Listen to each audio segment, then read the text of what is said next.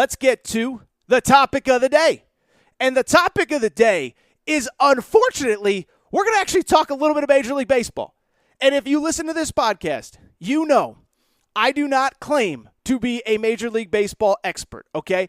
I think in the history of the show, we've talked baseball twice. Once, it was during a World Series game when Nick Coffey was co-hosting with me, and I went on kind of a crazy expletive-filled rant with something that the Dodgers did. I remember that because many of you emailed me and said, Torres, you can't be swearing during your show. We got kids in the car here. I'm trying to listen to that. So there's that time that I talked about baseball. And then I did talk about baseball last summer with the Field of Dreams game. If you remember the game in Iowa, Aaron Judge walking out of the cornfields. That was a really, really, really cool moment. Unfortunately, though, I'm going to be talking about baseball very briefly today. Again, I promise this will be a quick segment because of something on the worst end of sports. As on Tuesday, Major League Baseball officially announced that they are canceling the first week of the season, the first two series of the season. And as a little bit of a backstory, and I'm not going to get into the logistics, but MLB season ends in October. Braves beat the Astros. Incredible moment. Braves' first World Series in 20-whatever years. Baseball is coming off somewhat of a high in October. Over the last couple months, we knew there was labor strife. We knew there was disagreement. We knew there was separation between the owners and the players. Well, over the course of the last couple weeks, it has escalated. Saturday was supposed to be the first day of spring training games. That was obviously canceled. And then on Tuesday, Commissioner Rob Manfred said, as I just said a minute ago, that the first two series, so about the first 6 to 7 days of the season, has been canceled. And let me just say this. I'm not going to give you the who, what, when, where, why. I'm not going to get into the boring labor negotiations because ultimately, I don't think you care. I don't think you care whether the owners are right. I don't think you care whether the players are right. I don't think you care about all the details. All you care about is the fact that there will be no MLB games to start the season in April. And on top of that, it doesn't appear as though we're getting any resolution on this anytime soon, and it could go much more into the spring. And let me just say this. Shame on Major League Baseball. Shame on Major League Baseball for not understanding who they are and not caring about their fan base at all. And as a little bit of a backstory, what I would say is this. Even though I don't talk Major League Baseball on this show, I do like baseball. Yeah, we talk college football and college basketball and transfer portal and this, that, the other thing.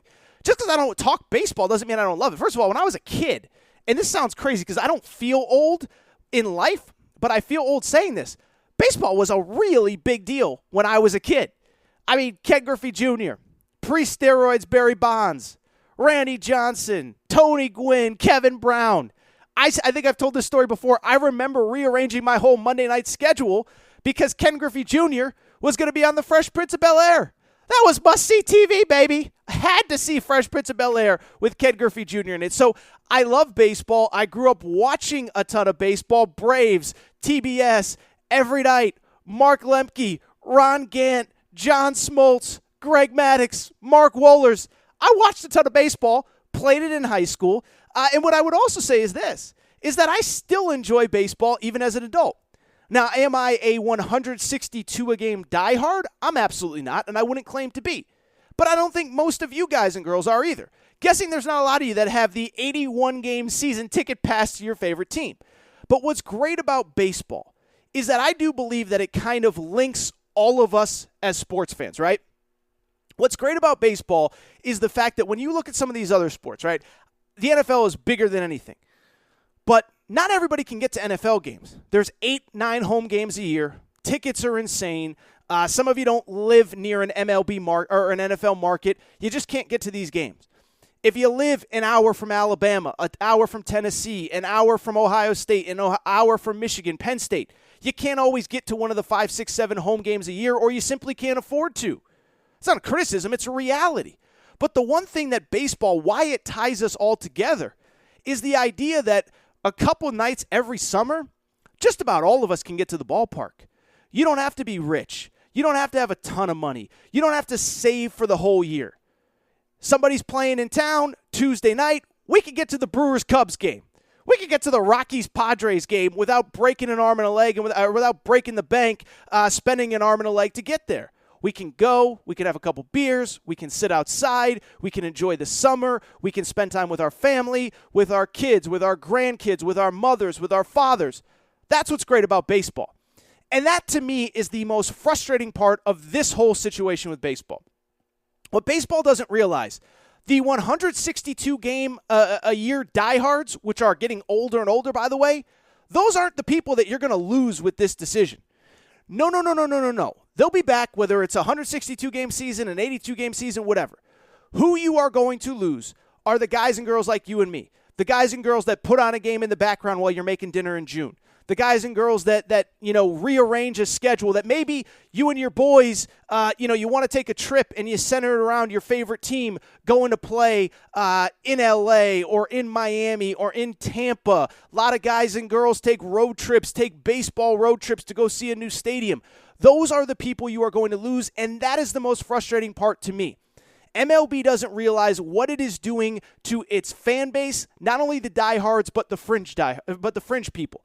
And on top of that, what I think is amazing to me, I don't think MLB realizes what is at risk by them canceling games right now, because I don't think they realize how quickly the world is changing and how little MLB matters to most of us in a shrinking world in terms of people having. I guess it's not a shrinking world. I guess it's the opposite. It's an expanding world where people have so many options, and MLB baseball on a night-to-night basis is increasingly not one of them. Just from the sports perspective, think about how many options that we have now when it comes to sports. You guys and girls, some of you are my age, some of you are older, many of you are younger. But there was a time not all that long ago. College hoops, really big deal. Then the tournament would be played, then the season would be over, then it'd be April 1st, and there would literally be nothing else for you to do besides watch Major League Baseball. It wasn't that long ago. But now think about how the world has changed. One, NFL draft coverage. Basically, this is just sports, by the way. NFL draft coverage, essentially like 365 days a year. NFL draft is going to pick up steam and only gain interest as we get further into March and April. NFL Combine actually started on Tuesday. Beyond that, just from college sports, think about this. I always talk about it. Season used to end. You didn't think about your team until the following fall or winter if you were a basketball fan. Now we got the transfer portal. I'm telling you, a podcast like this, which I hate to brag, but this podcast has a pretty decent audience, okay? It's not whatever. It's not Joe Rogan, but we got a pretty decent podcast. You know what we talked about all last April, May, and June? Transfer portal. Like, that is now a topic that we discuss in college basketball, in college football, where it used to be there was nothing to talk about besides Major League Baseball. Now I can do 2-3 episodes a week just on the transfer portal, just on Walker Kessler committing to Auburn, just on Severe Wheeler committing to Kentucky, just on Tari Eason committing to LSU, whatever. Oh, by the way, we're going to have some transfer portal stuff in football as well. Beyond that, we're going to have not an Olympics this summer, a World Cup this summer, 2022. We have a million podcasts. We have a million radio shows. We have a million blogs. I talked about it the other day when I talked about hitting 500 episodes of the Aaron Torres Sports Podcast. One of the things I'm most proud of with this show is there are more options than ever before. As I said the other day, if you're an LSU football fan, you could just listen to LSU podcasts all day, every day. Don't have to listen to baseball, NFL, NBA, college basketball. If you're a Florida State fan, it's the same. If you're a Kentucky fan, it's the same. If you're a USC fan, it's the same. Heck, we're so niche, you can listen to just a recruiting podcast. You just want to hear about Ohio State recruiting 365 days a year? There's 20 podcasts that cover it. And so what MLB doesn't realize, we have more options than ever before. We don't need you, MLB, and we are going to forget about you. And I didn't even talk about all of the other non-sports related things. I talked about it the other day. We got Amazon. We got Netflix. We got Hulu. We got HBO Max. We got Discovery Plus. We got Peacock. We got this. We got that. We got so many apps, I don't even know what all of them are. But what I told you the other day, you can watch pretty much anything from any era anytime you want. You want to watch Elf in the middle of June? You can get Elf somewhere. I don't know where, but you can get it. You want to watch a documentary about a Tinder swindler? Guess what? We got one, baby. You don't got to watch the Dodgers and Cubs. You can watch some guy swindling millions of dollars from these poor, desperate women, which I actually felt bad for. We have social media. Social media, it sounds stupid. I had a buddy tell me the other day. He goes, Torres, catch me up on college basketball. I don't watch college basketball anymore. I go on TikTok. I'm 40 years old. I'm more entertained by TikTok than I am anything on TV. And so I bring it up because MLB doesn't realize this. MLB doesn't realize that we have more options than ever before, that we're not waiting for them to come back in June or July or August or whatever. And by the way, it's not just the owners. I know we want to blame the old rich guys. It's the players too. I'm not saying, listen, every person should make as much money as you possibly can. But at the same time, all I am saying is these players are making more money than they ever have before. I'm not saying they shouldn't want more, but it's not as though they're not to blame at all either. And so to me, it's so frustrating. And beyond that, the other thing that kind of stands out to me is this, is the idea that the MLB is oblivious to this. I mean, there are some sports, and I might have mentioned this a minute ago, there are some sports that are getting niche and smaller, but I think those sports do a great job of understanding that and trying to make their events appointment TV. Think about college basketball. Think about all the things they do over the course of the year to draw your interest in. We have the Champions Classic on opening night. I know next year it's not going to be on opening night, but Champions Classic on opening night. Getting Duke, Kentucky, Kansas, Michigan State under one roof. College basketball knows you got other stuff going on in November. So they said, hey, how do we make something must-watch college basketball in November? Oh, get 4 of the most prominent programs together on opening night. That's a good idea. Same with the CBS Sports Classic and the Big Ten ACC Challenge and all the little random events that pop up over the course of the year. Listen, I can criticize ESPN. I think they do an amazing job of knowing, hey, this sport's ramping down, so we got to ramp up.